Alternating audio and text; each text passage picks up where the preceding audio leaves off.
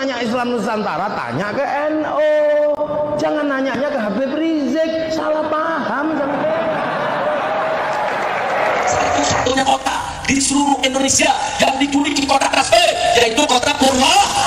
Bagus tidak? Bagus tidak? Bagus tidak? Siapa yang nggak kenal Purwakarta, saudara? Dulu di sana ada orang Sempur, saudara. Banyak ajaran-ajaran Jawa Barat belajar ke sana. Itu baru yang terakhir dengan mutakhirin, saudara. Belum ulama-ulama sebelumnya, saudara. Berapa banyak ajaran di Banten, berapa banyak ajaran di Pasundan, berapa banyak ajaran di Tataran Sunda, saudara. Rame-rame menuntut ilmu di Purwakarta. Begitu saya tanya, bangga tidak punya Purwakarta? Bangga tidak punya Purwakarta? Edah.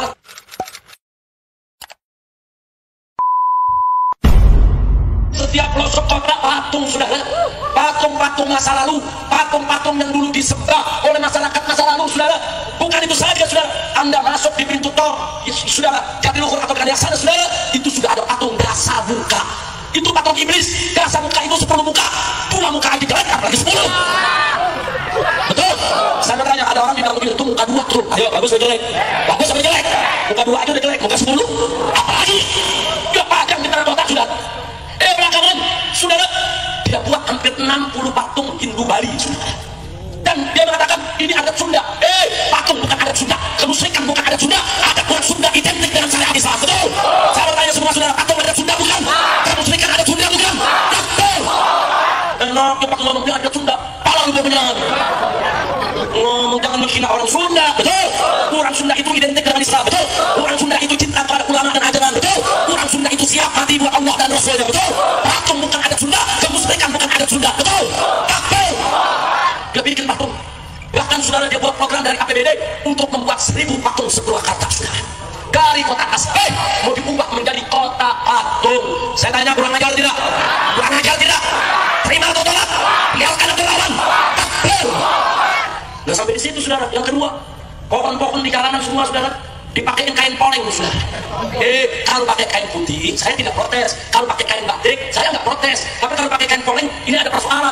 Kain poleng itu adalah kain ritual Hindu Bali. Hitam putih kota-kota. Kenapa mesti pakai kain Hindu Bali? Kenapa bukan kain batik Sunda? Betul? Sunda juga punya kain batik khas. Betul tidak? Betul tidak? Katanya orang Sunda, katanya mau bela adat Sunda. Ternyata adat Bali yang dibawa ke Purwakarta. Kurang aja tidak? Semua dipakai kain poleng. Itu di Bali. Orang Bali punya keyakinan setiap pohon itu ayat dedemitna. Nah, supaya dedemitnya ini jinak dipakein kain poleng. Saya mau tanya, saudara, sesat tidak? Sirik tidak? Wafat tidak? Tahayul tidak? Itu ajaran Islam bukan? Itu yang kedua. Yang ketiga, nggak sampai di situ, saudara. Saya bertanya, orang Cikampek Kerawang, tahu Bebekit? Tahu Bebekit? Bebekit tempatnya di mana? Buat takut-takutin apa? Buat takut-takutin burung. Betul? Jadi petani-petani itu pintar. Bagaimana supaya burung pada lari? Mereka taruh Bebekit, saudara. Yaitu patung orang-orangan yang dibuat dari alang, saudara. Nah, burung ini kan gak punya akal, dia gak bisa bedain mana petani, mana alang-alang. Sudah. Nah, dibohong untuk petani supaya panennya bagus, nggak dirusak sama burung. Bagus tidak? Saya tanya, kalau begitu petani pintar tidak? Cerdas tidak? Bagus tidak? Berarti Bebekit ditaruh di tengah sawah buat nakutin burung, boleh tidak? Boleh, saudara. Nggak apa-apa. Di Purwakarta kan lagi, saudara. Setiap RT, setiap RW, setiap kepala desa diwajibkan untuk pasang, yaitu patung Bebekit raksasa, dipakai kain putih, ditaruh sesajen di setiap gapura gang Purwakarta, saudara. Kurang aja tidak? Dari Bebekit yang di Jawa Barat untuk di tengah sawah, di Purwakarta ditaruh di tengah kota, dijadikan bola, saudara. Dan saya bertanya, itu ada Sunda bukan? Ada Sunda bukan? Patung ada Sunda bukan? Musyrik ada Sunda bukan? Wafat ada Sunda bukan? Takbir. Masya Allah, kira-kira jelas gak? Yang keempat, nggak sampai di situ. Dia minta sama PLN Purwakarta supaya setiap malam bulan purnama listrik dipadamkan, sudah dari jam 6 sore sampai jam 9 malam. Untuk apa? Supaya masyarakat Purwakarta mendapatkan berkah dewa bulan purnama. Ngawur tidak? Sesat tidak? Musyrik tidak? Saya bertanya, orang Sunda, saudara, nyembah bulan atau nyembah Allah? Nyembah bulan atau nyembah Allah? Bukannya orang Sunda bulan atau Allah? Yakin? Jadi apa yang dilakukan Bupati Purwakarta? Ngawur tidak? Sesat tidak? Menghina Islam, menghina agama, merusak adat budaya Sunda. Betul? Takbir. Insya Allah. Udah berapa tuh? Yang kelima. Apalagi yang kelima, saudara? Beberapa waktu yang lalu saat ulang tahun kota Purwakarta, ini Bupati bikin kereta kencana. Lo agamamu apa? Islam. Lah cara Islam milih endi kowe dasar negara? Nggo Al-Quran apa nggo Pancasila? Kira-kira Bapak Ibu milih mana? Al-Quran atau Pancasila? Nah, bingung. Alhamdulillah bingung. Gak apa-apa daripada langsung Al-Quran. Radikal. Bapak Ibu, Islam itu ideologi atau agama? Saya tanya lagi, Islam niku agama apa ideologi? Islam itu agama yang sempurna, bersumber dari wahyu Allah, wahyu ilahi untuk rahmatan lil. Nah kalau Pancasila agama apa ideologi? Jadi milih ideologi Islam apa ideologi Pancasila?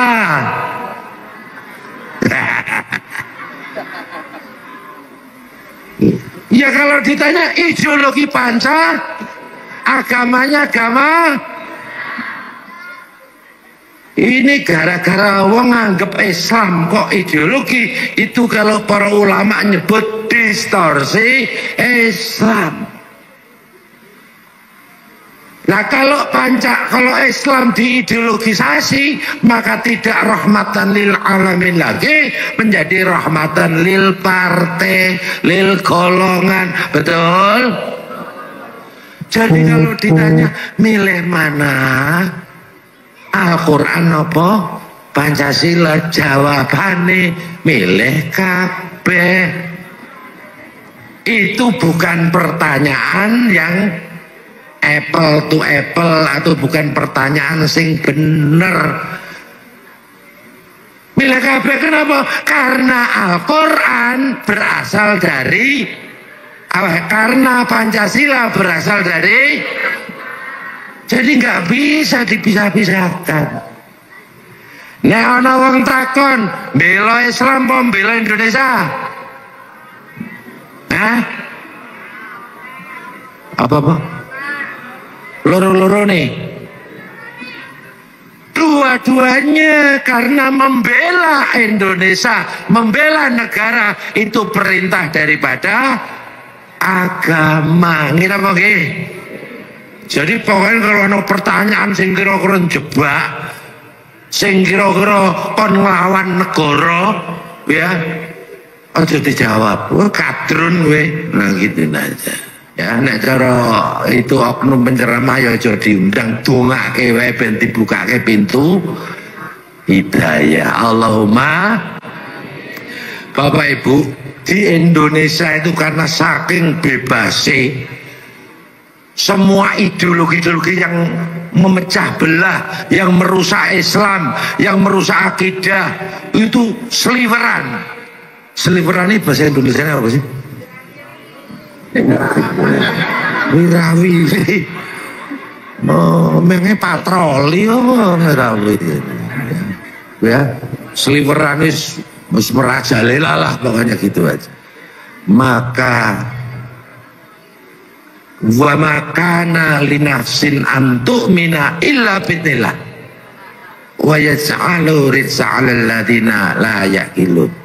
Tidak ada seorang pun akan beriman, tidak ada seorang pun akan sadar, akan tobat kecuali hidayah, kecuali izin dari Allah. Tetapi Allah memurkai orang-orang yang tidak menggunakan akal.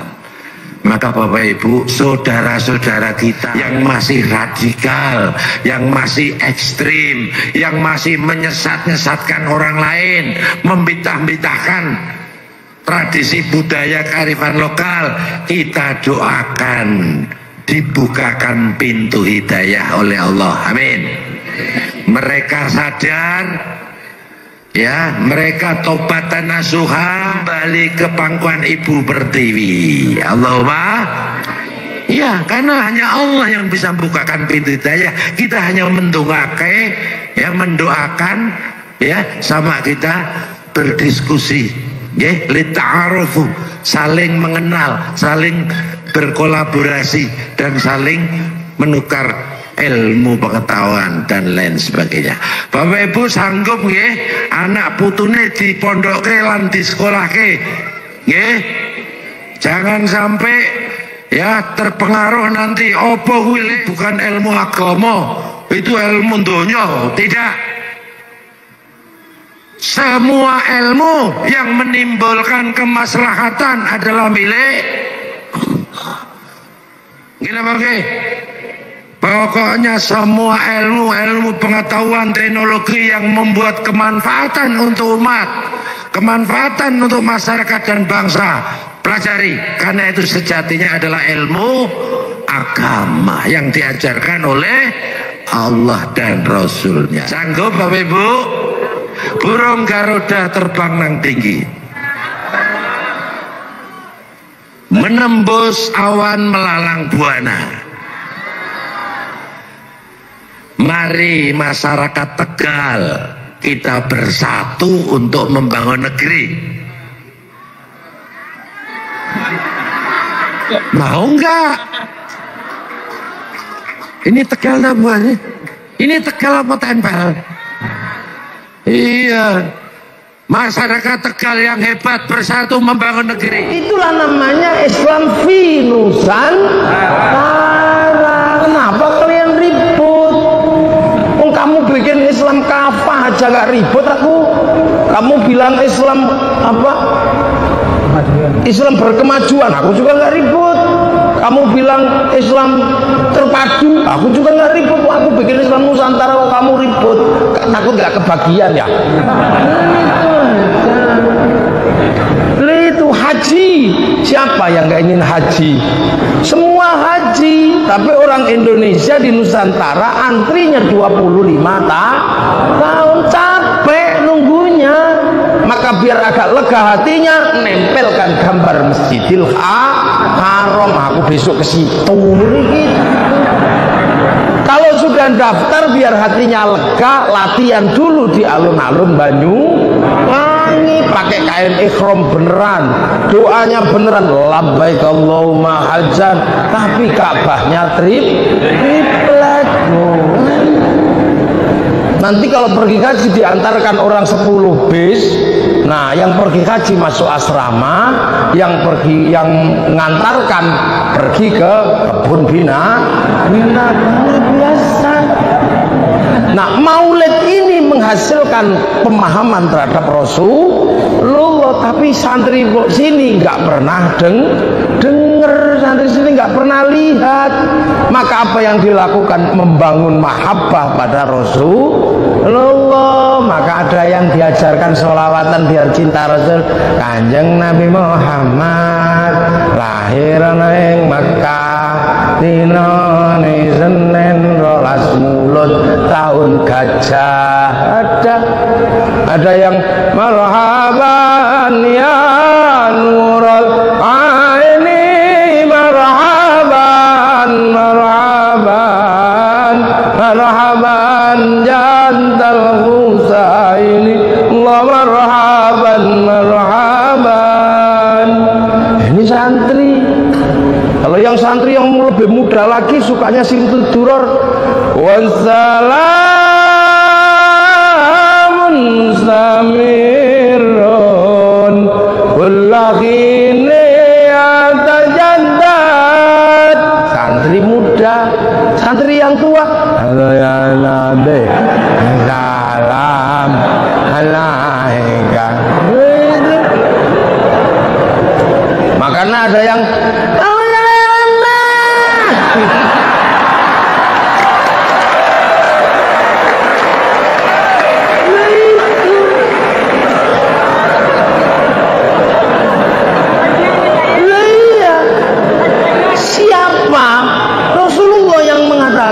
siapa yang membaca sholawat dengan suara sangat tinggi karena cinta kepada aku, nanti dia akan bersamaku di surga. Iya, makanya ada cerita. Ada cerita. ini antara orang Madura sama orang Jawa. Ini dengerin ini cerita. Terjadi di Lampung, di Sumatera. Ada orang juara sholawatan itu, lomba sholawat itu. Itu menang terus. Akhirnya nasing yang dari kelompok Madura ini selalu kalah. Yang menang kelompok Jawa. Akhirnya kelompok Madura ini datang ke jurinya. Pak juri, kenapa? Orang Jawa itu kalau sholawatan kok selalu menang, kenapa? Oh, itu karena suaranya ngelik-ngelik. Lalu kan ngelik-ngelik itu ngelik kalau orang Jawa. Makanya langsung orang Madura ini pulang. Kita sudah tahu rahasianya. Pokoknya kalau kita mau menang, ngalahkan orang Jawa, sholawatnya harus ngelik-ngelik. Oh iya ya nanti. Akhirnya begitu pas hari lomba, nanti kita ngelik ya. Akhirnya begitu naik pegang itu tangtung. Salatullah li, salamullah li, ala kohali, alhamdulillah li.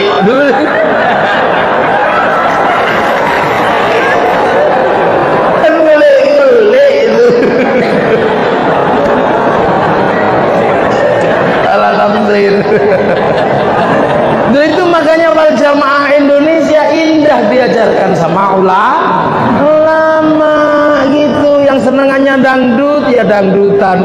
Ya Rasulullah salamun alaik ya Rabbi Asya ada batayaji ya wailalju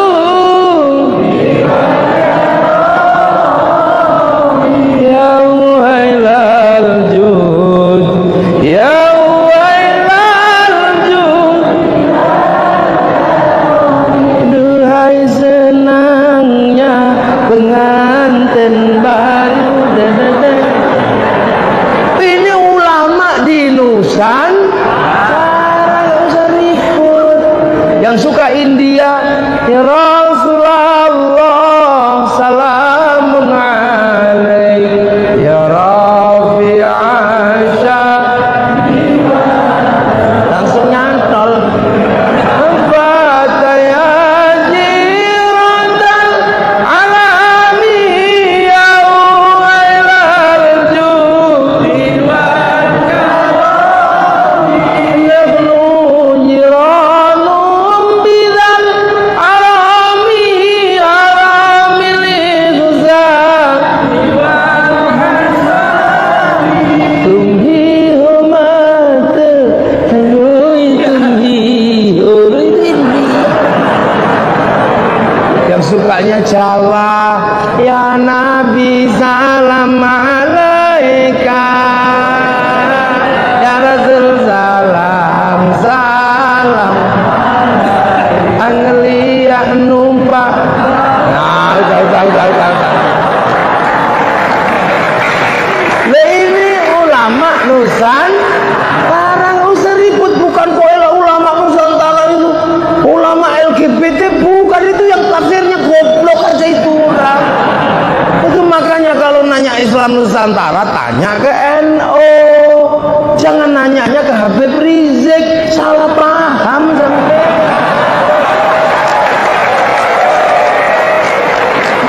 Nanya Islam Nusantara sama ulama Wahabi. Ulama Wahabi itu sama si Abdul Qadir aja nggak paham. Mereka mengatakan si Abdul Qadir musyrik. Firanda Andirja usia berapa sih berani memusyrikan Sayyid Muhammad Alwi Al-Maliki? Ada namanya Subhan Bawazir mengatakan kepada kita semua bahwa Imam Ghazali tidak paham Quran, tidak paham sunnah. Makanya nggak usah heran mereka ini nggak paham apa-apa. Makanya kalau ada orang sholawatan juga nggak ngerti. Dia ngerti sholawat tapi tidak ngerti sholawatan. Dia ngerti tahlil, nggak ngerti tahlilan. Dipikir tahlilan nggak ada dalilnya. Tahlilan kan dalilnya bahasa Jawa. Orang Indonesia kalau pakai apa-apa akhirannya an.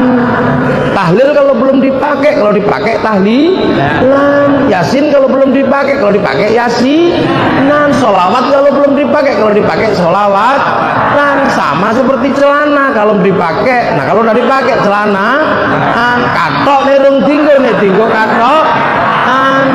Ana wong duwe tahlil ora gelem tahlilan, padha karo duwe kathok ora gelem kathok. Begitu aja konsul. Nah mereka ini tahu sholawat tapi gak ngerti sholawat kan, bahwa kita ini menghantarkan mahabbah dengan sholawat kan. Makanya sampai ada ya hanana, ya hanana, ya hanana, ya hanana, ya hanana Nabi Muhammad zalikal fadlu min Allah.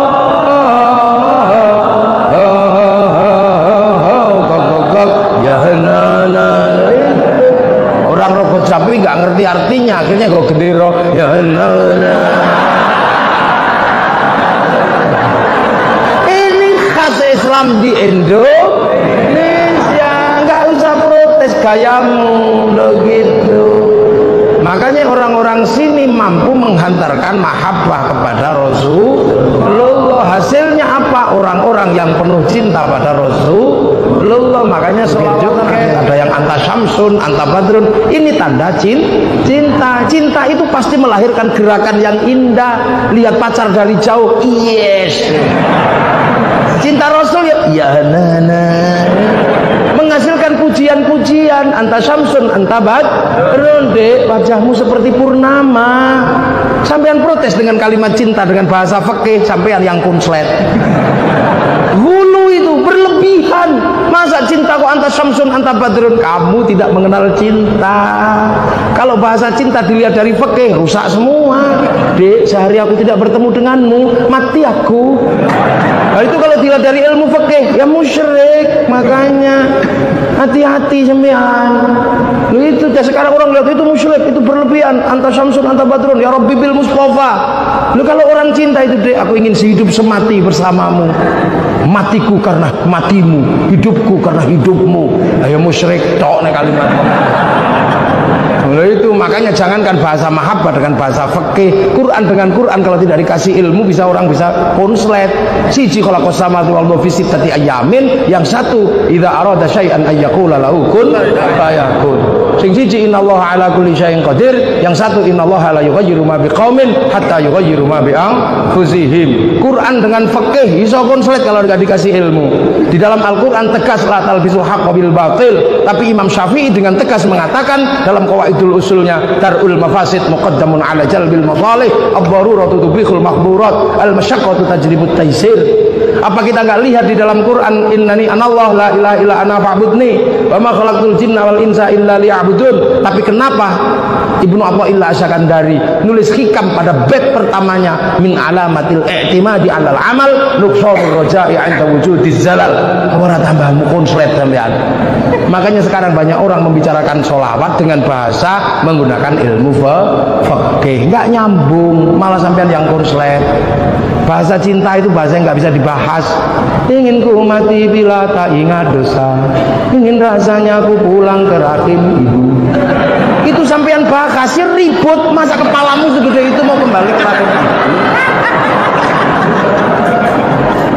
Itu bahasa cintanya Rabi'ah al-Adawiyah kepada Allah, sampean berani melakukannya, enggak akan denger aja miris kita. Ya Allah, kalau ada nikmat buatku di dunia, aku tidak butuh sama sekali, serahkan pada musuh-musuhmu. Kalau ada nikmat buatku di akhirat nanti, aku juga gak membutuhkannya, serahkan kepada kekasih-kekasihmu. Kalau ibadahku karena aku pengen surga, tutup surga itu dariku. Kalau ibadahku karena takut neraka, buka neraka, bakar aku di dalamnya.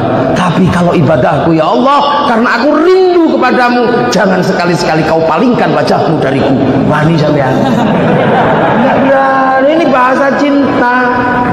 Makanya Rhoma Irama ketika kehilangan kekasihnya punya bahasa cinta yang nggak bisa dibahas. Apa bahasa cintanya Rhoma Irama? Ku tahu rumus dunia, musyrik itu. Masa kamu tahu rumusnya dunia? Oh ya Allah aja. Seorang perempuan ditinggal kekasihnya karena saking cintanya, tidak tanya yang lain tapi langsung tanya kepada Allah, pacarnya ada di mana. Seandainya aku bertemu Tuhan, akan kutanyakan tentang dirimu. Coba. Makanya kalau sudah berbicara cinta, yang paling mampu menggambarkan adalah Ibnu Katsir dalam kitabnya Qissatul Anbiya, menjelaskan tentang burung pipit atau manuk emprit. Kalau orang Madura bilang manuk kedi. Burung emprit itu jatuh cinta, merayu kekasihnya di samping singgasana Nabi Sulaiman. Dia lupa Nabi Sulaiman ini tahu bahasa burung. Di emprit, apa mas emprit? I love you, pret. Emprit laki-laki langsung naik pitam dan mengatakan, "Dek emprit, aku cinta padamu. Jangan kau sepelekan cintaku padamu.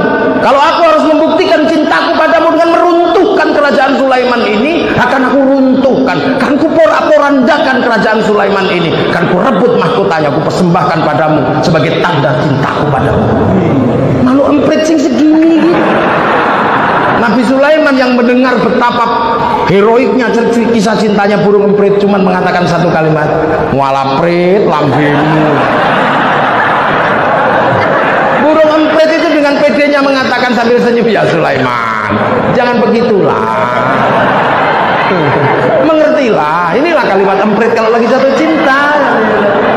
Nah ini kita memiliki mahabbah pada Rasulullah seperti ini. Maka Habib Ali Al-Jufri di Makkah sana menyatakan, saya belum pernah ketemu orang-orang yang begitu cintanya pada Rasulullah seperti cintanya orang Indonesia. Artinya apa? Masa depan Islam di dunia nanti akan ada dari Indonesia. Nah itu terjadi karena sholawatan, karena maulid, karena khol. Akhirnya kita ngerti, oh asal usulnya sini. Oh dulu para wali makamnya di sana, khol di sana. Kita ke sana. Akhirnya orang Banyuwangi bisa cinta sama Gresik karena di Gresik ada makamnya Sunan Giri. Bisa mencintai Tuban karena di sana ada sepupunya namanya Sunan Bonang.